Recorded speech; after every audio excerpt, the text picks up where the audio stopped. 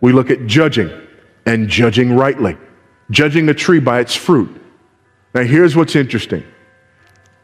If we're not careful, we get to chapter 7 and this whole thing about judging a tree from its fruit, and we think that chapter 7 is about you and me looking and pointing fingers and things of that nature. But if you remember what we've done with the indicatives and the imperatives, and you remember what Christian ethics is really all about, then basically here's what Jesus says. You know what's in a person basically by what comes out of the person. The reason that you know you're a justified person is because of the sanctification that the Spirit works in you. Not because of your outward efforts. That's why in verse 23, many will say to me, Lord, Lord, do we not prophesy in your name, and in your name perform many miracles and cast out demons? And I'll say, depart from me, I never knew you, you worker of iniquity. But wait a minute, I did the right stuff. No, you didn't. Right action, right motive, right goal. It's not there. It's not there. Now here's what's interesting, and we'll see this when we get to chapter 7. But we think, you'll know a tree by its fruit. According to verse 23, those are individuals who from an outward perspective were bearing fruit that looked pretty good. But that's just to us. The ultimate fruit, only Jesus can judge. We don't know. We don't know. Does that mean we don't make judgments? Absolutely not. We're taught how to make judgments there. And then finally, where do we end up? Building your house on the rock. Two types of individuals, both built houses. One on sand, one on rock. What's the difference between the two? Well, you have to take the whole Sermon on the Mount into consideration in order to understand the difference between the two. On its face, we may think that the difference between the two is one individual took the Bible and used it as a rule book and built his house based upon the rule book. In fact, you've probably heard it that way, okay? One individual took the Bible and basically the Bible was his blueprint. The other one, the Bible wasn't his blueprint. The one who used the Bible as his blueprint, that's the one whose house stood. The one who didn't use the Bible as his blueprint, that's the one whose house didn't stand. Folks, in order to understand what Jesus is talking about with the house on the rock and the house on the sand, you got to go all the way back to the indicatives and the imperatives at the beginning of the Sermon on the Mount. My house doesn't stand because I used the Bible as a blueprint. I can be lost and do that. My house stands because the imperatives that I perform in my life flow out of the indicatives, because justification is the fruit of my sanctification and not the other way around.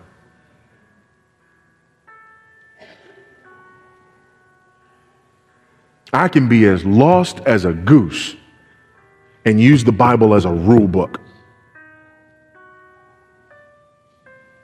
and completely miss the point. It's not what it is.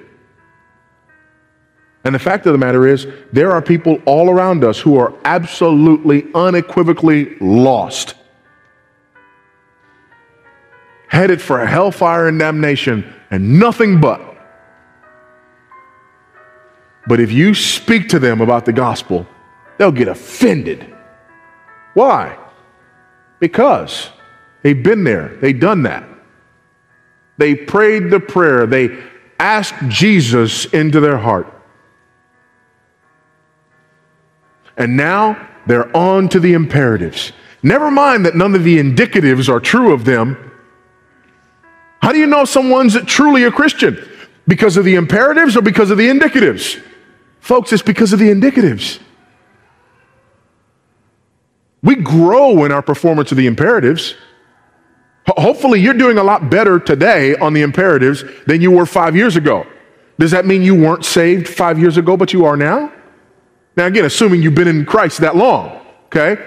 If you're a Christian here today, I would expect that 10 years from now, 20 years from now, you'll be a lot further along on the imperatives than you are today. Does that mean you're not truly a Christian now? No. No. It's the indicatives.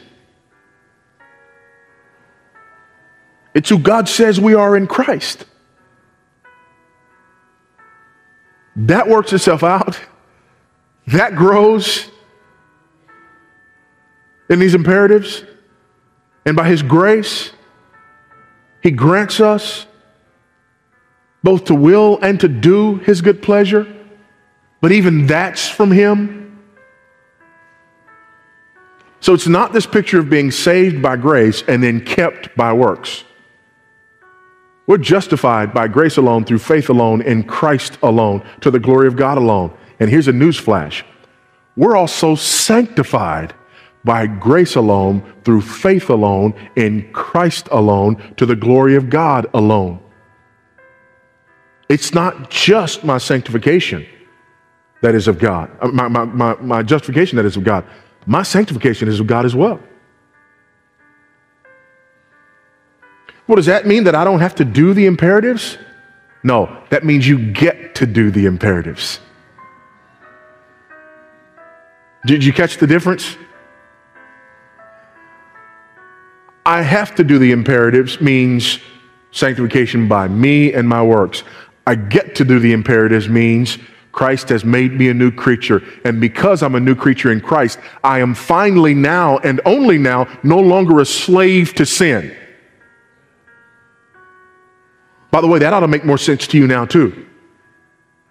Well, how does the Bible say I'm a slave to sin? I didn't just always go around sinning. I did some things that were, no, you didn't. You were a slave to sin. Everything you did for sinful motives and for sinful goals, even though outwardly it looked better than the way most people lived. Are y'all seeing this now?